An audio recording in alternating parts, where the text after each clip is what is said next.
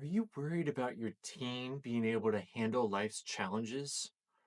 What's life going to look like when they move out of the home? Well, I want to give you three evidence based ways to help your teen develop emotional resilience to life's inevitable challenges. And adolescence brings a perfect storm of these challenges with their ever changing bodies and social demands and academic demands are increasing. And knowing that they're going to become an adult soon and move out of the home, and all these other pressures are getting ready to hit them. And as parents, we're often caught between wanting to protect them from these difficulties, but also knowing that they need these experiences in order to grow. And it's this tension that lies at the heart of emotional resilience. And it's this psychological skill that's the most valuable thing to teach our children as they go into adulthood.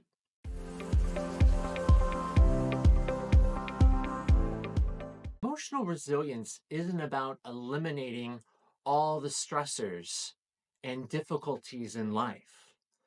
Rather, it's about bouncing back. It's about getting stronger from all of life's inevitable challenges. In my 20 plus years as a psychologist, the teens that I've worked with that have emotional resilience aren't the ones that faced fewer problems. In fact, far from it. They're usually the ones that face a number of problems. And they're the ones that have developed strategies on how to use these struggles and turn them into strengths. So, the first evidence based way that I want to go over is what's called emotion coaching that you can do with your team. And I think a good way for me to kind of explain what this is to go into an example. So, I've worked with a family before, so where I had a teenage girl come in with her parents. And I remember it to where she came in and she talked about how she had a huge falling out with her friend group. They weren't listening to her. She tried to share something with them. They all turned their backs to her. She felt betrayed. And I talked to her parents, and her father said something along the lines of, like, look, I've tried talking to her that there's plenty of other friends out there. You can move on. This really doesn't matter in the long run. How do you think that went with the team? Not well, is the answer. So I want to point out that this approach that the father took, even though well intentioned, was very dismissive. And this is what Gottman calls emotional dismissing rather than emotional coaching. And again, I'll put links down below of all the different research and folks that I'm talking about today. But in Gottman's study, he found that parents or individuals that used emotional coaching to where they validated the emotion first before jumping to solution focused. So remember, the father wanted to fix the problem. As a parent, you want to fix the problem. But before you do this, you've got to validate the emotion. And when you validate the emotion before moving on to problem solving strategies, that's going to help your team develop much more emotional resilience to these issues when they come up because they can feel heard, they feel understood. It's okay to have these feelings, is what the underlying message is in validating their feelings. So, emotion coaching has a simple framework.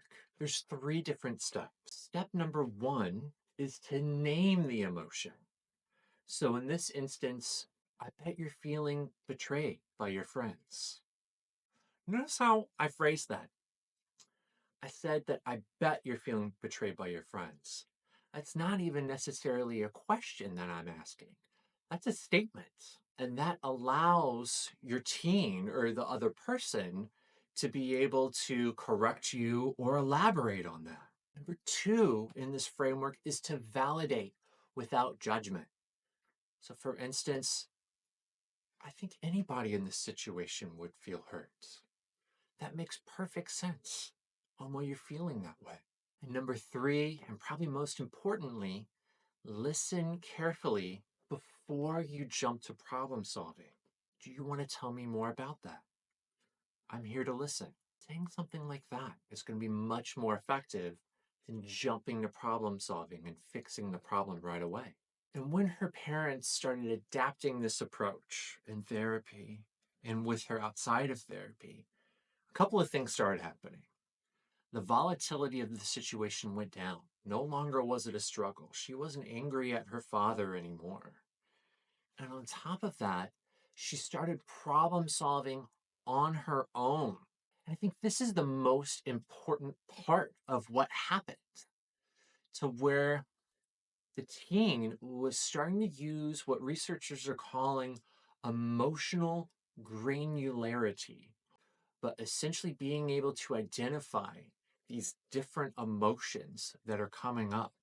Instead of this big overwhelm, I'm super upset, I'm super angry, she was able to start labeling her emotions one at a time, the different nuances of it, feeling betrayed, feeling sad, feeling angry, all of these different complex emotions happening all at the same time. And when teens start to do that, they start developing emotional resilience because they're able to identify better what's going on with them. The second evidence-based way that I want to go over to help develop emotional resilience in teens is to develop what's called challenge zones through gradual exposure. So resilience exists on the edge of our comfort zones. We don't develop emotional resilience when everything is okay or by avoiding these challenges that happen. How we develop resilience is by graded exposure, by being able to challenge our emotions, being able to challenge our fears and our anxieties a little bit at a time, to where it's not so easy that we can blaze right past it, but it's also not so difficult that it becomes traumatizing when we try. We've got to do something in the middle to where we're challenged, but not so much that we can't accomplish that and gain mastery over these issues and over these problems a little bit at a time, to where we can build up our skills and handle more and more and more. So I want to give an example of this. I once worked with a teenage boy that had a lot of social anxiety, and he wanted to avoid going to school, going to family gatherings. And the parents were trying to be helpful. A lot of emotional distress was going on. So they allowed him to stay home from school, and they allowed him to stay home from family gatherings. And guess what happened? Even though this is well intentioned, it reinforced that behavior. When he wasn't being challenged to push himself, it reinforces whatever that belief is this is too difficult for me, so let me avoid it. And when he stayed home instead of going to school and challenging himself, that belief gets reaffirmed each and every time. In working with this family, we created what Dr. Lisa Demore calls challenge zones. And what challenge zones are is carefully calibrated situations and approaches to give to patients so that they can challenge themselves without being too overwhelmed. So in this particular situation, what happened is that I encouraged the family to go to the family gatherings, but to talk about an escape plan if needed. So instead of staying home, he's challenging himself. He's going to these different situations and putting himself in there. And little by little, increasing the challenge as he goes along so we can develop a sense of mastery. What's interesting about this approach is that it mirrors the findings from Lyons et al. 2019 in the Journal of Psychopathology, to where it shows that moderate stress exposure along with appropriate supports actually creates stress inoculation. And it actually grows neuronal pathways in the brain, increase one's ability for emotional regulation and emotional resilience. And I want to go back to the key of this. It's the Goldilocks zone. It's not having so much stress that it's overwhelming or even traumatic for them, but not too little to where it's not a challenge. And as parents, that's going to be a careful balance of trying to observe their behaviors, understanding where their stress level is, and challenging them when they need it, but also being able to give them a break when it's too overwhelming. And the idea behind this is it's going to help teens stretch that emotional capacity while also giving them a sense of agency and knowing that they can do it. The third evidence-based way is to model recovery from your own emotional setbacks. I think this is the most overlooked. Kids, adolescents, teens, they take it all in. Whether you know that you're being observed or not, you are. They're watching. How do you deal with your emotional distress? Research has shown that parents who openly discuss their own difficulties and the coping strategies that they use, their teens are able to pick up on that and use these strategies themselves when they're faced with life's inevitable challenges that come up for them. And what this is called is resilience modeling, and it provides a template for your teens to use when they deal with their own issues. And what this doesn't mean is burdening them with all of your issues. No, it's giving them different strategies that are developmentally appropriate. So let me give you some examples. One strategy to use is to acknowledge these emotions that are coming up, but not allowing yourself to become overwhelmed by them. Use some of the coping strategies to show your teen how you de-escalate. Maybe it's going for a walk. Maybe it's doing some form of self-care. Maybe that's venting to someone. Maybe that's seeing your own therapist. Demonstrating this to them. Another strategy is demonstrating flexible thinking when plans go awry. So when something didn't go to plan, when someone cancels you on the last minute, or you can't do something that you expected, instead of, I don't know what to do with the day, demonstrate some backup thinking, some flexible thinking. What was your backup plan? What else could you do instead? Show that to them, that it's not just one way. There's multiple different things that we can do instead. Another one is to practice self-compassion when we make a mistake. Knowing and teaching our teens that everyone makes mistakes. In fact, some of life's biggest lessons come from making mistakes. I don't know about you, but I am so happy with all of the mistakes that I made in my life because these are teaching moments. And that's the approach that I encourage you to have when you make a mistake. Instead of getting down on yourself and saying, what an idiot, I'm a moron, why did I do it that way? Take a step back.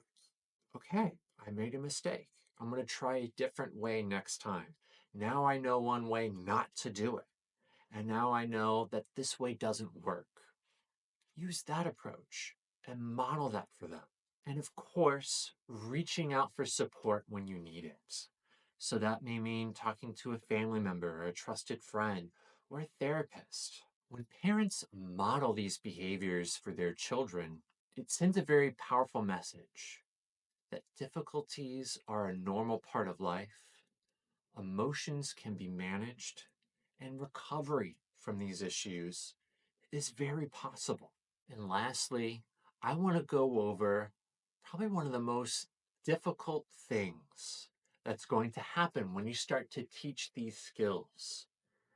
It's what I call the resilience paradox. Our teens need this struggle in order to develop strength. And as parents, we want to shield them from all of the things that's going to harm them and make them feel bad. Believe me, I get it. I don't want my son to get hurt or to feel sad. And at the same time, the only way that he or your teen is going to be able to develop any sort of resilience is if we allow them to struggle through it. When we provide these different skills to them, emotional validation, calibrated challenges, resilience modeling, we're not only helping them through adolescence, having them navigate these difficulties, but we're providing them the tools that they're going to be using throughout their life.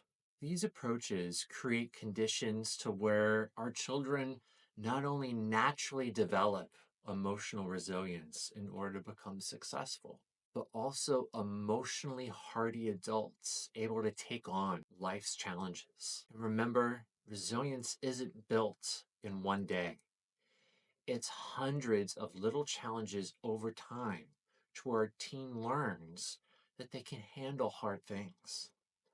And as a parent, it's not our job to remove all the obstacles and all the barriers that are in our teens' way, but to allow them to experience these challenges and these struggles so that they can learn to climb over these barriers and use and develop these skills of emotional resilience well into adulthood. All right. So if you like this video, please stick around.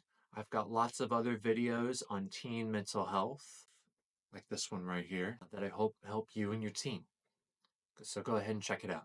And I'll see you there. All right. Take care. Bye-bye.